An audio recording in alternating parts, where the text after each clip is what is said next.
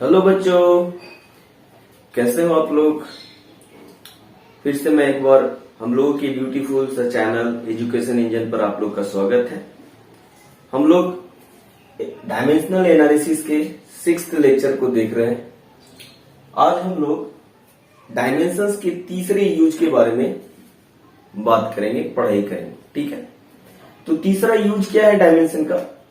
तो physical quantities के बीच में हम डायमेंशन के मदद से रिलेशन एस्टैब्लिश कर सकते हैं। डायमेंशन के मदद से दो या दो से ज्यादा फिजिकल क्वांटिटीज के बीच में रिलेशन एस्टैब्लिश कर सकते हैं with the help of dimension. तो अगर दो या दो से ज्यादा फिजिकल क्वांटिटी के बीच में रिलेशन एस्टैब्लिश करना है तो कुछ शर्त है, कुछ कंडीशन है। क्या कंडीशन है? पहला कंडीशन है कि हमको ये पता होना चाहिए कि जिस भी फिजिकल क्वांटिटी के बीच में रिलेशन एस्टैब्लिश करना है, पता होना चाहिए कि उन पर कौन सा फिजिकल क्वांटिटी डिपेंड करता है ना। अगर मान लो कोई फिजिकल क्वांटिटी का रिलेशन दूसरे फिजिकल क्वांटिटी के साथ निकालना है तो हम क्या करेंगे, पता करेंगे। हमको पता होना चाहिए कि पर्टिकुलर फिजिकल क्वांटिटी किन किन फिजिकल क्वांटिटीज पर डिपेंड करता है। तो सबसे पहले क्या पता होना चाहिए? Dependency of a physical quantity on other physical quantities. ये पहला कंडीशन है कि हमको ये मालूम होना चाहिए कि वो कौन कौन से फिजिकल क्वांटिटीज पर पर्टिकुलर फिजिकल क्वांटिटी डिपेंड करता है। दूसरा इंपॉर्टेंट बात यह है कि जिस भी फिजिकल क्वांटिटी पर वो पर्टिकुलर फिजिकल क्वांटिटी डिपेंड करता है, उस फिजिकल क्वांटिटी के बीच में प्रोडक्ट के फॉर्म में होना चाहिए। वो फिजिकल क्वांटिटी क्या होना चाहिए? प्रोडक्ट के फॉर्म में या डिवीजन के फॉर्म में होना चाहिए। ठीक है, प्लस या माइनस के फॉर्म में नहीं होना चाहिए। मतलब एक टर्म दो एक से ज्यादा टर्म हो और उनके बीच में प्लस या माइनस के साथ लिखा हो, ऐसा नहीं होना चाहिए। कहने का मतलब हुआ कि ऐसा अगर मान लो कि कोई फिजिकल क्वांटिटी बाई है तो ऐसा नहीं कि वो सी प्लस डी पर डिपेंड करता हो, ऐसा नहीं होना चाहिए। अगर ऐसा है तो हम डायमेंशन का यूज नहीं कर सकते। डायमेंशन की यूज करके हम लोग रिलेशन एस्टैब्लिश नहीं कर सकते। ठीक है, तो ये दो बातों का ध्यान रखेंगे। पहला बात क्या है कि जिस भी फिजिकल क्वांटिटी के बीच में रिलेशन एस्टैब्लिश करना है तो पता होना चाहिए कि इस फिजिकल क्वांटिटी के बीच में कौन कौन सी फिजिकल क्वांटिटी उन पर डिपेंड करता है। दूसरा, वो जिस फिजिकल क्वांटिटी पर डिपेंड करता है वो सारा फिजिकल क्वांटिटी प्रोडक्ट के फॉर्म में होना चाहिए। किस फॉर्म में होना चाहिए? प्रोडक्ट के फॉर्म में। अगर कोई और फॉर्म रहा प्लस या माइनस के फॉर्म में तो हम उनके बीच में रिलेशन एस्टैब्लिश नहीं कर सकते। ठीक है, तो कुछ एग्जांपल्स इसको समझते हैं।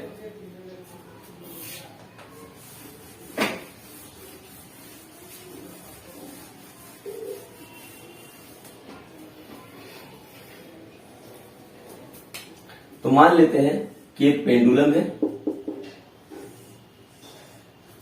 इस पेंडुलम का मास कुछ m है और इसका लेंथ l है। अब ये ऑसिलेट करता है। तो जो पीरियड है ऑसिलेशन का, टाइम पीरियड जो है ऑसिलेशन का, किस चीज पर डिपेंड करता है? तो हमको पता है कि ये लेंथ पर करता है, तो लेंथ की कुछ पावर x पर करता होगा, into acceleration due to gravity में भी करता है, g पे पावर कुछ y होगा, और मान लेते हैं मास भी करता है, तो x पे पावर z पर डिपेंड करता है। तो हमने क्या बोला कि अगर हमको इस फिजिकल क्वांटिटी का रिलेशन पता करना है, नहीं फॉर्मूला बनाना है। एक्चुअली हम क्या कर रहे हैं? फॉर्मूला बना रहे हैं। तो अगर फॉर्मूला बनाना है तो हमको पता होना चाहिए कि ये फिजिकल क्वांटिटी किन किन फिजिकल क्वांटिटी के पर निर्भर करता है, और साथ ही जिन पर निर्भर करता है वो प्रोडक्ट फॉर्म में होना चाहिए। तो हम मान लिए कि ये प्रोडक्ट फॉर्म में है। तो टाइम पीरियड L के पावर x पर डिपेंड कर रहा है, G के पावर y पे, और इसके मास m के पावर z पर डिपेंड करता है। ठीक है, अब हम यहाँ क्या करते हैं, इस प्रोबेबिलिटी को हटाते हैं तो एक प्रोबेबिलिटी कांस्टेंट मान लेते हैं k आता है। ठीक है, k इंटू एल पे पावर x इंटू जी पे पावर बाई इंटू एम पे पावर z, ये हो गया। अगर ये रिलेशन सही है, एक्यूरेट है, तो डायमेंशनली करेक्ट होना चाहिए इसको। तो डायमेंशनली करेक्ट होगा तो दोनों तरफ का डायमेंशन क्या होना चाहिए, सेम होना चाहिए। तो हम दोनों तरफ क्या कर लेते हैं, डायमेंशन लेते हैं, टेकिंग डायमेंशन बोथ साइड, दोनों तरफ हम लोग डायमेंशन ले लेते हैं। तो यह t का डायमेंशन, t टाइम पीरियड है तो t का डायमेंशन तो t ही हो जाएगा, बराबर ये क्या है, प्रोपोर्शनल कांस्टेंट है तो इसका कोई डायमेंशन नहीं होगा। ये लेंथ है, स्ट्रिंग का लेंथ, लेंथ का डायमेंशन क्या लेते हैं, l पे पावर x हो जाएगा। g यहां पर एक्सेलरेशन है, एक्सेलरेशन का डायमेंशन क्या होता है, तो l t पे पावर -2 पे पावर बाई मास पे पावर, मास का डायमेंशन क्या होगा, पावर 0, ठीक है। अब इसको सॉल्व कर लेते हैं तो t बराबर क्या हो जाएगा, l पे पावर x इंटू l पे पावर बाई इंटू t पे पावर -2 बाई इंटू m पे पावर z, ठीक है। तो t बराबर क्या हो जाएगा, m पे पावर z l पे power x plus by t पे पावर -2 बाई, ठीक है। अब दोनों तरफ इक्वेट कर लेते हैं, क्योंकि ये इक्वेशन है एक्सपोनेंट के फॉर्म में है, तो ये ऐसा इक्वेशन एक्सपोनेंशियल इक्वेशन है। एक्सपोनेंशियल इक्वेशन को सॉल्व करने का क्या तरीका है, तो इनका पावर, इंडिविजुअल फिजिकल क्वांटिटीज का पावर को हम लोग क्या करेंगे, इक्वेट करेंगे। तो यहाँ पर m पे पावर क्या हो जाएगा 0, l पे पावर 0, t पे पावर 1। तो अगर ये इक्वेशन सही है तो m को अगर कंपेयर करें तो z का वैल्यू कितना आएगा 0, l को कंपेयर करो तो l बराबर क्या है 0 है, x प्लस y, तो 0 बराबर क्या हो जाएगा x प्लस y। अब t का पावर इक्वेट करते हैं तो क्या हो जाएगा 1 बराबर -2 है ना। तो अब यहाँ पर देखो y का वैल्यू क्या हो जाएगा, y का वैल्यू हो जाएगा -1/2। यहाँ पर अगर वैल्यू पुट कर दे यहाँ से तो x का वैल्यू आ जाएगा 1/2, z का वैल्यू 0 है। तो अब इक्वेशन 1 मानते हुए अगर इसमें x बाई z का वैल्यू पुट कर दे तो t बराबर क्या आ जाएगा, k l पे पावर x का वैल्यू हाफ है, g पे पावर y का वैल्यू -1/2 और n पे पावर z है कितना 0। तो t बराबर क्या हो गया, k l अपॉन g का अंडर। तो टाइम पीरियड क्या हो गया, टाइम पीरियड का क्या फॉर्मूला निकल के आया, t बराबर k under root l by g, ठीक है। जहां पर k क्या है, प्रोपोर्शनली कांस्टेंट। हम जानते हैं कि पेंडुलम का जो टाइम पीरियड होता है वो क्या होता है, t बराबर 2 pi by under root l by g. उस हिसाब से k का वैल्यू यहाँ पर क्या हो जाएगा 2 पाई। तो बच्चों इस तरह से हम एक फिजिकल क्वांटिटी का दूसरे फिजिकल क्वांटिटी के बीच में रिलेशन स्टैब्लिश कर सकते हैं।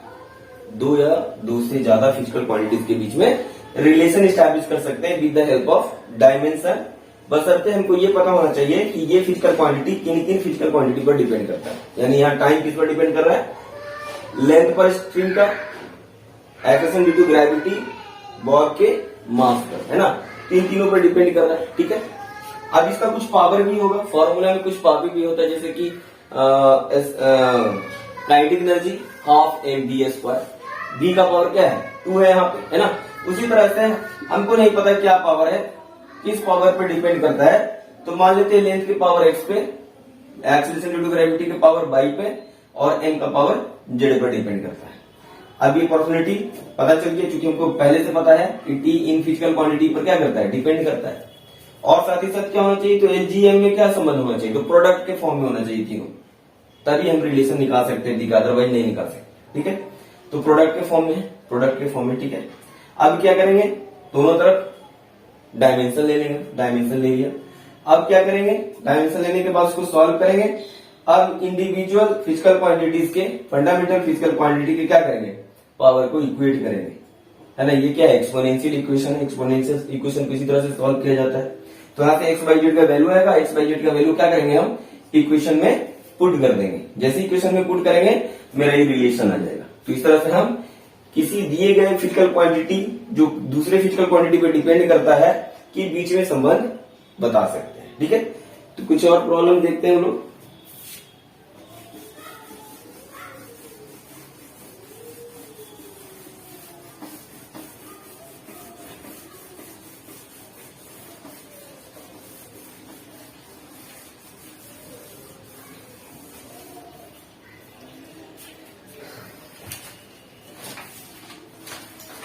एक प्रॉब्लम है मेरे पास में, क्या बोलता है कि एक गैस बबल है जो कि अंडर वाटर एक्सप्लोजन के कारण वो गैस बबल क्या करता है, ऑसिलेट करता है।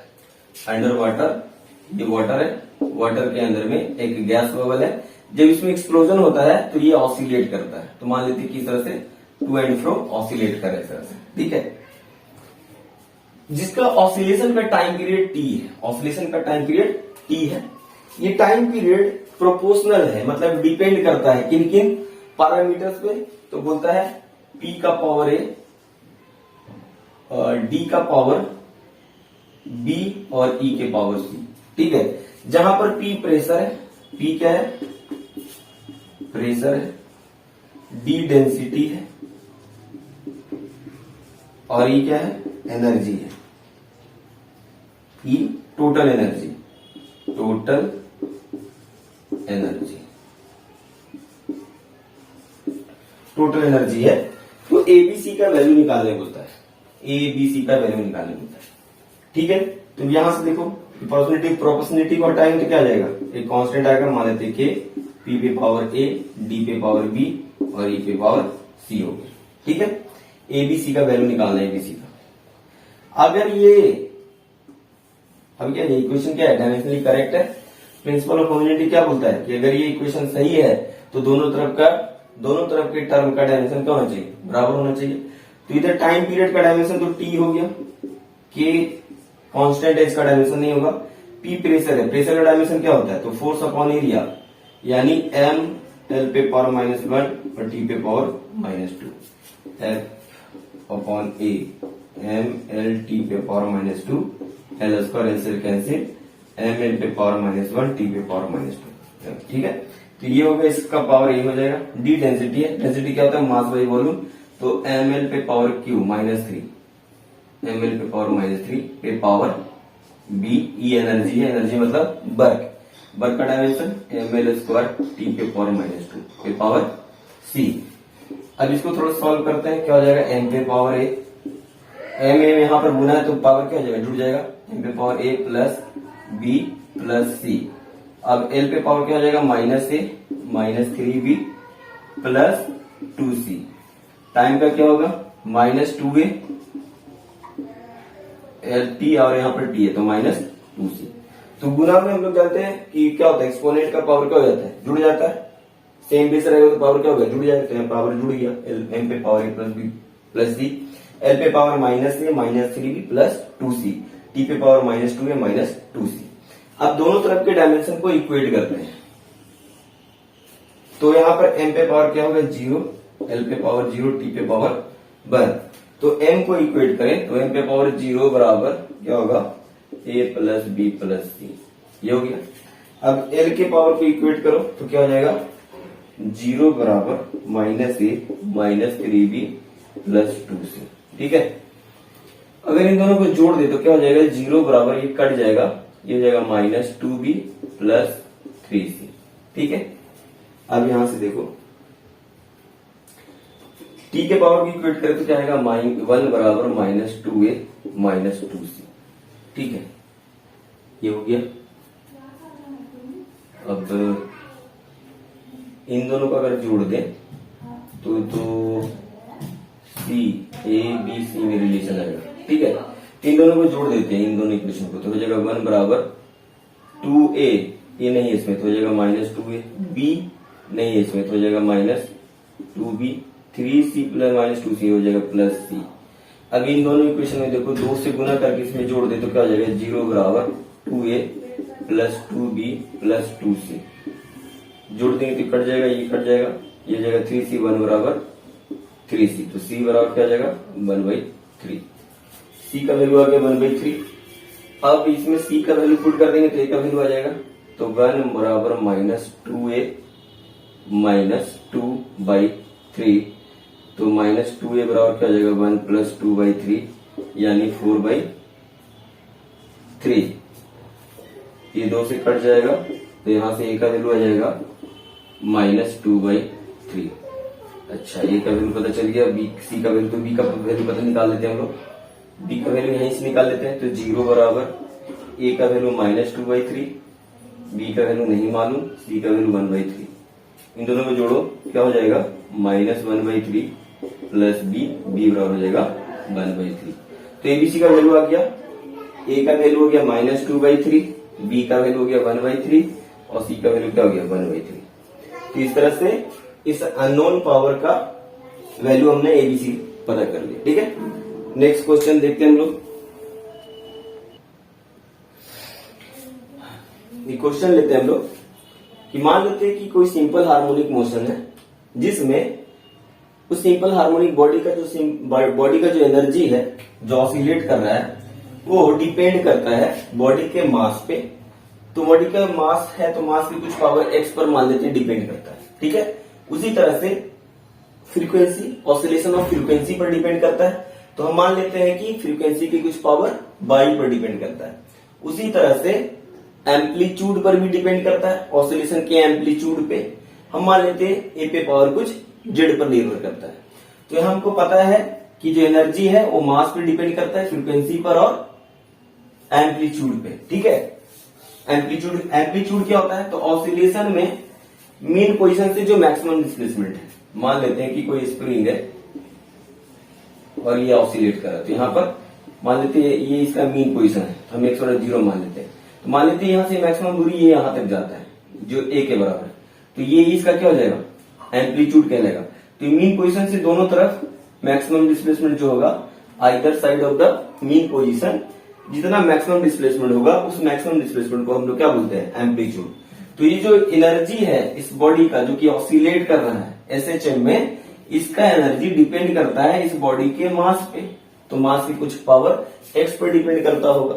ठीक है, इसकी फ्रीक्वेंसी एफ पर है ना, एफ पर भी डिपेंड करता है। तो हम मान लेते हैं फ्रीक्वेंसी कुछ एफ की कुछ पावर बाई पर डिपेंड करता है और maximum displacement from the mean position and जिसको हम बोल रहे हैं एम्पलीट्यूड, उस पर निर्भर करता है, उसकी कुछ पावर जेड पर निर्भर करता है। ठीक है, तो अब हमको क्या करना है, इसके बीच में रिलेशन एस्टैब्लिश करना है।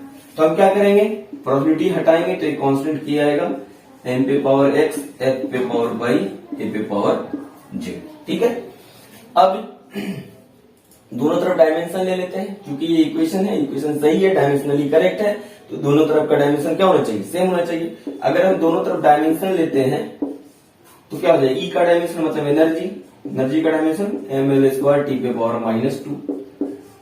के क्या है, कांस्टेंट है, प्रोबेबिलिटी कांस्टेंट, इसका डायमेंशन नहीं होगा। एम का यहाँ पर डायमेंशन क्या हो जाएगा, मास है तो एम हो जाएगा एम पे पावर एक्स। फ्रीक्वेंसी का डायमेंशन टी पे पावर -1 यानी बाई हो जाएगा टी पे पावर -बाई। ए यहाँ पर क्या एम्पलीट्यूड है, एम्पलीट्यूड मतलब लेंथ का पावर जेड, ये हो गया। अब सबको इक्वेट करें तो एम को इक्वेट करें तो क्या हो जाएगा, एक्स का पावर यहाँ पर 1 है, एक्स बराबर 1 हो जाएगा। एल को कंपेयर करें तो जेड बराबर क्या आ जाएगा 2, और टी को कंपेयर करें तो क्या हो जाएगा -बाई बराबर -2, यानी बाई बराबर क्या हो जाएगा 2। तो रिलेशन क्या है यहां से, अगर इसको इक्वेशन 1 मान ले तो ई बराबर के एन पे पावर 1 एफ पे पावर बाई वाई मतलब एफ स्क्वायर और ए पे पावर जेड, जेड का वैल्यू 2 तो हो जाएगा ए स्क्वायर। तो m into f square into a square, ये रिलेशन है। ठीक है, नेक्स्ट क्वेश्चन करते हैं हम लोग।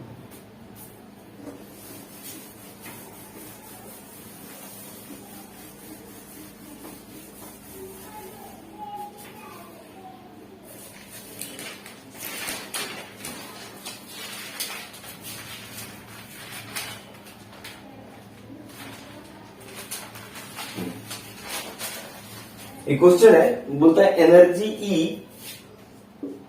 वेलोसिटी V और टाइम पीरियड T, अगर हम लोग इसको फंडामेंटल क्वांटिटी मान ले, क्या मान ले, फंडामेंटल क्वांटिटी अगर हम कंसीडर करें तो हमसे बोलता है कि सरफेस टेंशन का डायमेंशनल फॉर्मूला बताओ। सरफेस टेंशन का डायमेंशनल फॉर्मूला क्या होगा। ठीक है, तो कहीं ना कहीं सरफेस टेंशन इन तीनों पर अगर फंडामेंटल क्वांटिटी है तो निर्भर करता होगा। ठीक है, तो यहाँ पर सरफेस टेंशन को अगर एस माने तो s is directly proportional to e पे पावर एक्स मान लेते हैं, वी पे पावर बाई और टी पे पावर क्या है जेड है। ठीक है, E यहाँ पे क्या है, एनर्जी, V वेलोसिटी और T टाइम है। वेलोसिटी हटाए तो कांस्टेंट आएगा K E पे पावर x, V पे पावर y, T पे पावर z। दोनों तरफ डायमेंशन ले लेते हैं, तो डायमेंशन लेंगे तो क्या होगा, s का dimension surface tension force per unit length, तो m l t पे पावर -2, l से l कट जाएगा तो m t पे पावर -2 हो जाएगा। Force upon length, m l t पे power -2 upon length, length cancel, m t पे पावर -2 ये आएगा। अच्छा, k डायमेंशन लेस है, E एनर्जी है, तो m l स्क्वायर t पे पावर -2 पे पावर x, v वेलोसिटी है, l t पे पावर -1 बाई, और t यहाँ पर क्या है, t टाइम है, तो टाइम पे पावर j। ठीक है, ठीक। तो अब यहाँ पर इसको सॉल्व कर लेते हैं, तो m यहाँ l पे पावर 0 हो जाएगा, t पे पावर -2, m यहाँ हो जाएगा x, यहाँ नहीं है, l 2x हो जाएगा, यहाँ पर l का वैल्यू यहाँ पर बाई प्लस बाई, यहाँ l नहीं है, t पे पावर यहाँ हो जाएगा -2x, यहाँ से माइनस बाई और यहाँ पे प्लस z।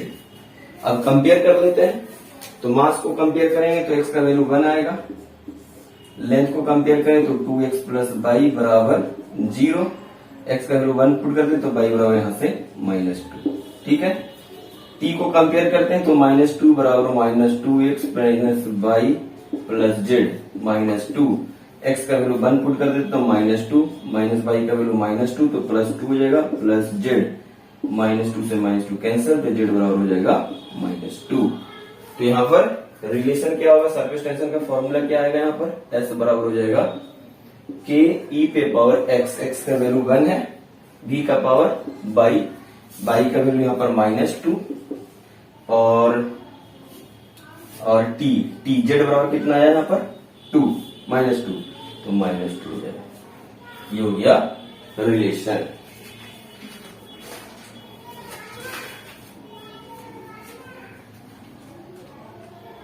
ठीक, ये आ गया। अब नेक्स्ट क्वेश्चन देखते हैं हम लोग।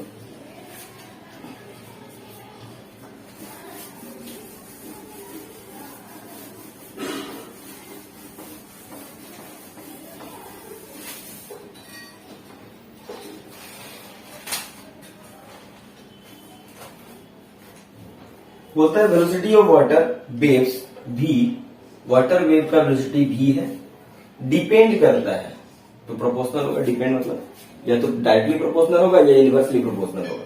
तो प्रोपोर्शनल है किसके, वेवलेंथ के, लेमडा का, तो लेमडा का कुछ पावर x होगा, अगर x पॉजिटिव होगा तो v डायरेक्टली प्रोपोर्शनल हो जाएगा लेमडा x का, अगर x नेगेटिव होगा तो इनवर्सली प्रोपोर्शनल हो जाएगा लेमडा x।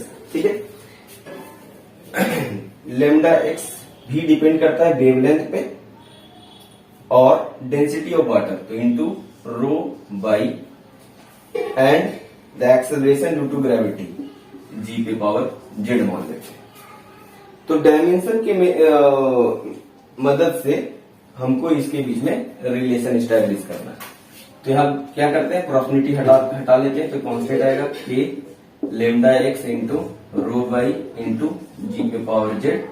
अब इन दोनों की तरफ हम क्या करते हैं, डायमेंशन ले लेते हैं, v का डायमेंशन हो जाएगा एल टी पे पावर -1, k का डायमेंशन खत्म, लेमडा वेवलेंथ है, वेवलेंथ एल पे पावर x, रो क्या होगा, डेंसिटी मास बाई वॉल्यूम, तो m l क्यू -3 पे power by G acceleration due to gravity, L T पे पावर -2 पे पावर z, एल टी पे पावर -1 एल एक्स m पे पावर बाई, अच्छा l पे पावर ये यहाँ पर -3 बाई हो जाएगा, यहाँ -3 बाई, यहाँ पर बाई z तो प्लस z हो जाएगा।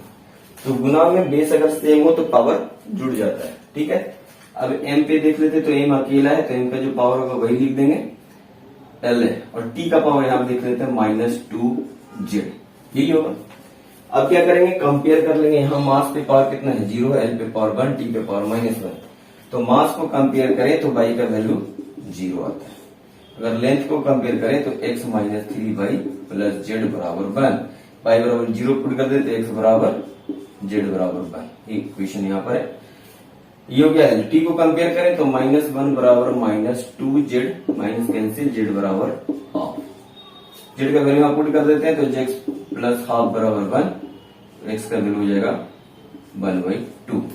तो x बराबर 1/2, तो रिलेशन क्या आएगा, तो v is equal to k times lambda x का वैल्यू कितना है, हाफ, तो 1/2, उसके बाद रो का वैल्यू, रो पे पावर बाई 0, और g पे पावर z का वैल्यू 1/2, यानी कि बराबर क्या जाएगा, k लेमडा हाफ g पे पावर हाफ, यही रिलेशन है।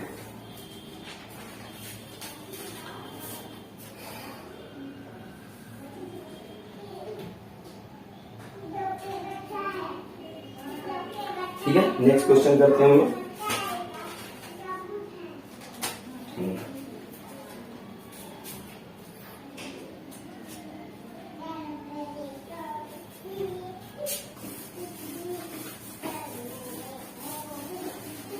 एक नीट का सवाल है, नीट 2017 में सवाल ये पूछा गया है। क्या सवाल है, एक फिजिकल क्वांटिटी है जिसका डायमेंशन लेंथ है, the physical quantity of the dimension of length that can found out of, L जो है एक लेंथ है, एक फिजिकल क्वांटिटी जिसका डायमेंशन एल है, जो डिपेंड करता है, बनता है कैसे, तो डायरेक्टली प्रोपोर्शनल सी जी ई स्क्वायर अपॉन 4πε0 से बनता है। ठीक है, जहां सी लाइट का वेलोसिटी है, जी यूनिवर्सल ग्रेविटेशनल कांस्टेंट है, और ई स्क्वायर 4πε0 में ई चार्ज है, ε0 परमिटिविटी ऑफ फ्री स्पेस है। तो हमसे बोलता है कि इनके बीच में क्या रिलेशन होगा। ठीक है, ये नीट 2017 का सवाल है। इसमें जो लेंथ है वो सी जी और इस क्वांटिटी पर डिपेंड करता है, तो बताना है कि डायमेंशनल मतलब कि रिलेशन एस्टैब्लिश करना है इसके बीच में। तो हम क्या कहते हैं कि मान लेते हैं कि जो एल है वो सी के पावर एक्स जी के पावर बाई और इस पूरे स्क्वायर अपॉन 4πε0 के पावर जेड पर डिपेंड करता है। ठीक है, अगर ये इक्वेशन सही है तो डायमेंशनली करेक्ट होगा। तो हम क्या करते हैं, प्रोबेबिलिटी हटाते हैं, तो कांस्टेंट आ जाएगा के सी पे पावर एक्स जी पे upon by e square upon 4πε0 के पावर जेड, ये हो गया। अगर एक्स बाई जेड का वैल्यू पता चल जाए तो हम रिलेशन निकाल देंगे, पता चल जाएगा क्या रिलेशन है। तो दोनों तरफ डायमेंशन लेते हैं, तो एल हो जाएगा इधर, के खत्म, के डायमेंशन लेस है, सी यहाँ पर लाइट का वेलोसिटी है, तो एल टी पे पावर -1 हो जाएगा वेलोसिटी का डायमेंशन। ग्रेविटेशनल कांस्टेंट जी का वैल्यू क्या होगा, जी का डायमेंशन, तो F R square upon m1 into m2। याद करो एफ बराबर क्या होता है, जी m1 इंटू m2 बटा आर स्क्वायर। ठीक है, तो जी बराबर क्या होगा, एफ आर स्क्वायर बटा m1 इंटू m2। अब इसका डायमेंशन निकाले तो फोर्स का डायमेंशन ml t पे पावर -2, आर का डायमेंशन एल स्क्वायर, एम का स्क्वायर, एम से एम कैंसिल, m पे पावर -1, l का क्यूब, t पे पावर -2। अब यहाँ पर ये g का डायमेंशन आ गया, तो g का डायमेंशन पुट कर देते हैं, m पे पावर -1, l का क्यूब, t का पावर -2 पे power by e square upon 4πε0 का डायमेंशन क्या होगा। तो यहाँ ध्यान दो, कूलॉम्स लॉ हम लोग क्या जानते हैं, F बराबर Q1 इंटू Q2 अपॉन 4πε0।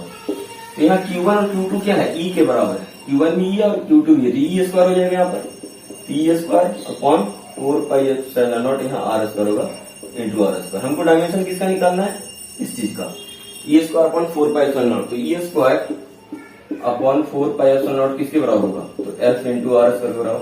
तो जो डायमेंशन इसका होगा वही dimension F into R square का भी होगा। तो यहाँ पर F इंटू आर स्क्वायर का डायमेंशन ले लेते हैं, तो फोर्स हो जाएगा ml t पे पावर -2 इंटू आर मतलब लेंथ का स्क्वायर, ये हो जाएगा इस पे पावर जेड। अब बस इसको क्या करना है, सॉल्व कर देना है। तो एल बराबर क्या हो जाएगा, एल बराबर हो जाएगा एल पे पावर एक्स, और कहाँ एल है, यहाँ, इसका पावर 3 बाई, गुणा में पावर जुड़ता है तो हम जोड़ देंगे, एल यहाँ भी है, एल पे पावर जेड, तो यहाँ जुड़ जाएगा, एल खत्म, टी पे पावर देखो यहाँ पर -6 है, यहाँ पर टी क्या होगा -2 बाई, यहाँ पर टी क्या हो जाएगा -2z। अब m की बारी है, तो m पे पावर यहाँ -y है और यहाँ पे पावर z। अच्छा, यहाँ पर जुड़ जाएगा ना, q हो जाएगा 3z होना चाहिए, यहाँ पर कितना हो जाएगा टी पे power minus 2 by minus 2z, यहाँ तो ठीक ही था, 2z माइनस 2z, और L का पावर यहाँ क्यू हो जाएगा, तो L पे पावर यहाँ 3z होना चाहिए, यहाँ कितना होना चाहिए प्लस 3z। ठीक है, अब यहाँ सॉल्व कर लेते हैं। तो यहाँ पर n पे पावर 0 है, L पे पावर 0, सॉरी L पे पावर 1 है, T पे पावर क्या है यहाँ पर 0 है। कंपेयर कर लेते हैं इनको, तो ये हो जाएगा माइनस बाई प्लस जेड बराबर 0, यानी जेड बराबर बाई। टी को कंपेयर करते हैं तो minus x minus 2 by minus 2z बराबर 0। जेड बराबर बाई अगर पुट कर लेते हैं तो क्या हो जाएगा माइनस एक्स माइनस 4 बाई यहाँ हो जाएगा बराबर 0। ठीक है, और L को कंपेयर कर लें तो हो जाएगा x plus 3 by plus 3z बराबर 1, L पे पावर 1। अब यहाँ देखो z बराबर बाई है, हम लिख सकते हैं ना x प्लस 3 बाई, इसको z को बाई में चेंज कर ले तो 3z plus 3z, 3 by plus 3 by 6 by हो जाएगा, 6 बाई बराबर 1। अब इन दोनों को जोड़ दो, इन दोनों को जोड़ो तो क्या हो जाएगा, ये कट जाएगा, ये हो जाएगा 2 बाई बराबर 1, तो बाई बराबर क्या हो जाएगा 1/2। बाई बराबर 1/2 मतलब जेड बराबर बाई बराबर 1/2, जेड का भी वैल्यू 1/2, बाई का भी, एक्स का वैल्यू निकालना है, किस में पुट कर दे, तो यहाँ पर वैल्यू पुट कर देते हैं। तो अगर बाई बराबर 1/2 होगा तो एक्स बराबर कितना हो जाएगा, ये हो जाएगा एक्स प्लस बाई बराबर 1/2 3 बराबर 1, तो एक्स बराबर क्या हो जाएगा -2। तो एक्स का वैल्यू -2, बाई का वैल्यू हाफ और जेड का भी वैल्यू हाफ। अब सब में वैल्यू पुट कर देते हैं, यहां पर पुट कर रहे हैं, तो ये हो जाएगा L बराबर K, C पे पावर x, x कितना है -2, तो हो गया -2, G पे पावर बाई कितना है हाफ, और E square upon 4 pi epsilon not पे पावर जेड, जेड का वैल्यू हाफ, तो ये हाफ हो गया। तो ये हो जाएगा L बराबर K 1/c स्क्वायर, इसको लिख सकते हैं G into E square upon 4 pi epsilon not पे पावर हाफ। यही रिलेशन आएगा। ये 2017 का क्वेश्चन है डायमेंशन पे। ठीक है, relation among the dimension, sorry relation among the physical quantity. तो इस तरह से बच्चों ये डायमेंशन एनालिसिस का थर्ड यूज था। ठीक है, मिलते हैं हम लोग नेक्स्ट वीडियो में, तब तक के लिए पढ़ाई करते रहिए। All the very best.